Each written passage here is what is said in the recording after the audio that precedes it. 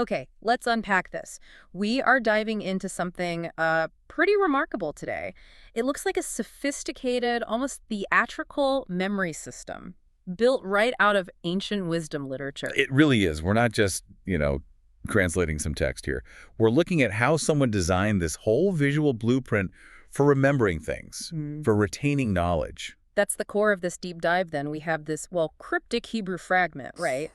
A piece of ethical wisdom. Exactly. And we've got this companion decoding key. It maps like every single word onto an unforgettable character or action. It's quite something. So our mission for you, the listener, is to get past just the simple translation. We want you to understand the deep sort of psychological context that this whole elaborate system provides. It even comes with its own cast of characters. Yeah, it's incredibly structured. We're basically synthesizing three different source types. That's right. We've got the raw text itself, then this image-based dictionary, you could call it, and finally a narrative interpretation that kind of stitches the whole scene together. Think of it maybe as a shortcut for you. You get to see how these, well, ancient teachers kind of weaponized absurdity in these really vivid images. To make sure their moral lessons actually stuck.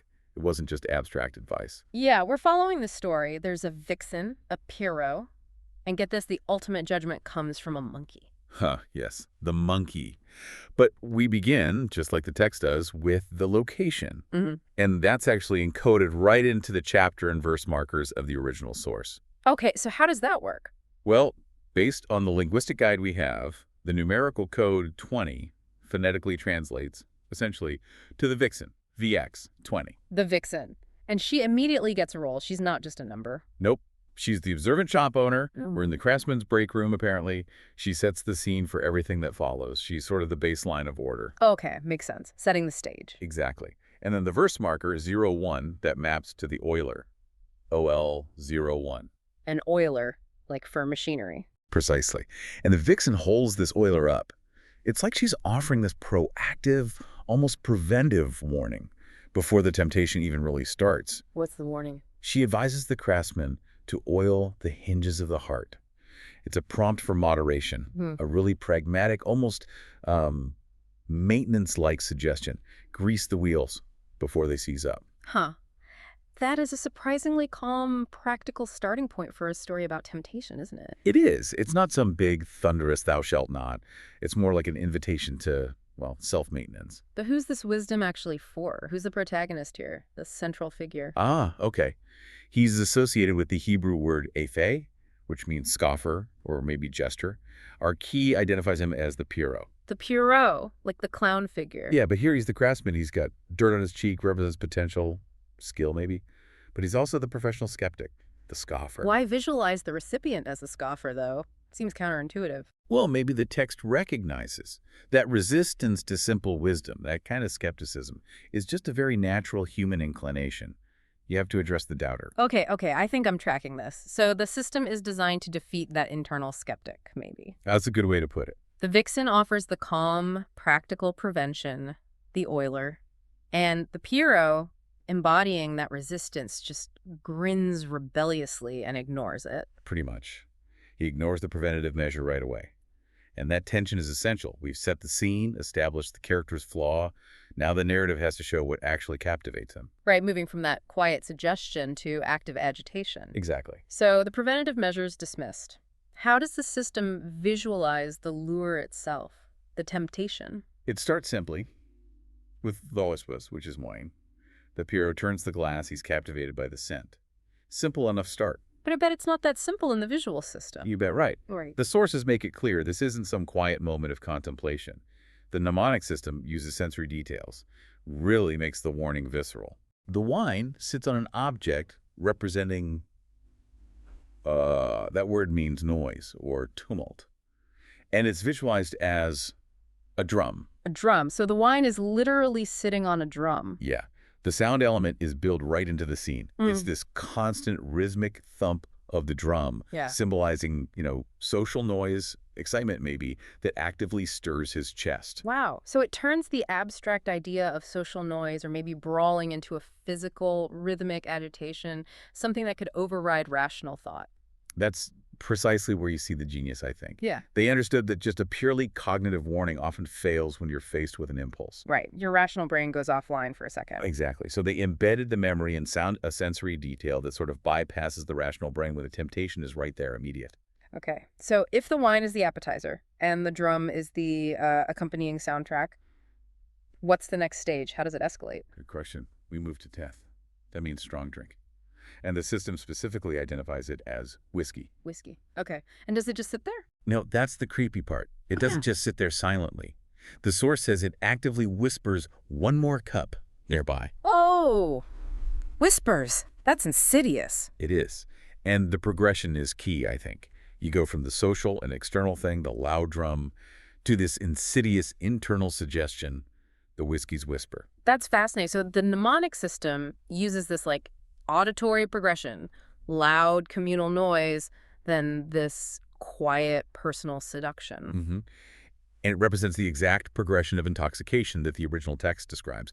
It moves from that outward noise or brawling associated with wine to the persistent internal persuasion of the stronger drink. Okay, so the Pierrot is hooked. He's heard the whisper. What happens next? The consequences must be memorable too, right? Oh, absolutely. Immediate and memorable.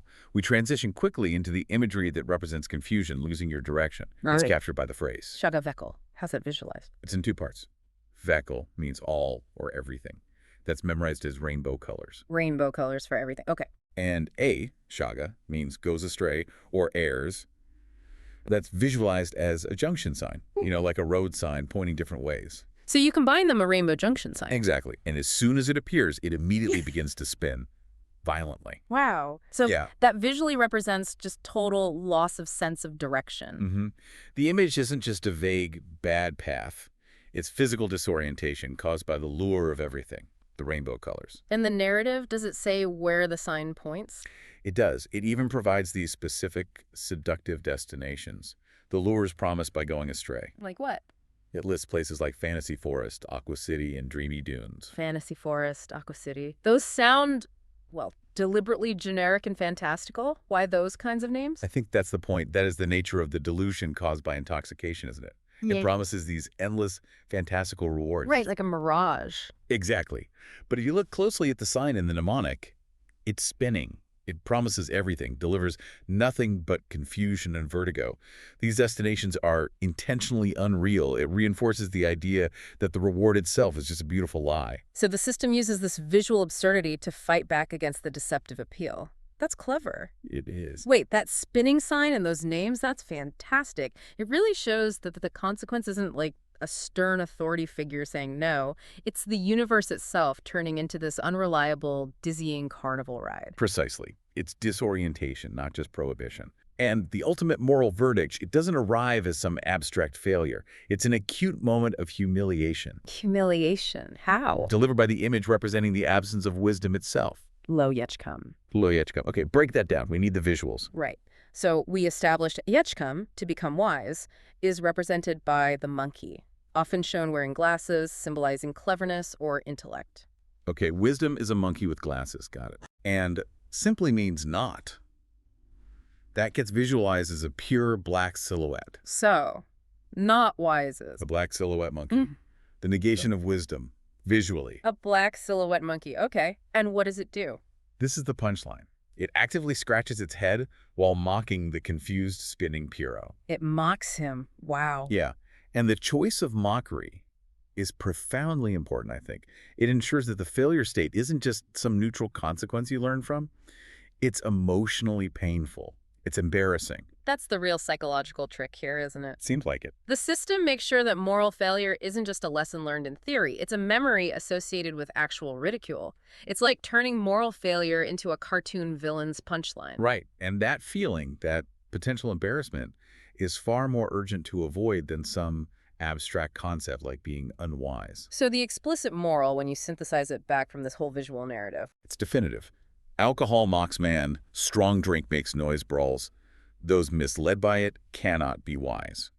But the mnemonic forces you to visualize the mockery, the spinning, the confusion before you even encounter the physical temptation. This really is a fully visualized instruction manual. It's not just a moral tale. It feels like it's designed to override impulsive action. It forces the learner, forces you to picture the entire final outcome, the spinning sign, the mocking monkey, before you even consider taking that first step, like inhaling the scent of the wine. And if we connect this back to the bigger picture, you can see the value of this kind of mnemonic architecture, right? Yeah. For bypassing information overload. Definitely. They clearly recognize that the brain remembers vivid, high-stakes, emotional scenes far better than just dry facts or abstract rules. Yeah. We started with this fragmented, cryptic Hebrew text. And this system turned it into a durable, unforgettable, like 3-act play starring these bizarre characters.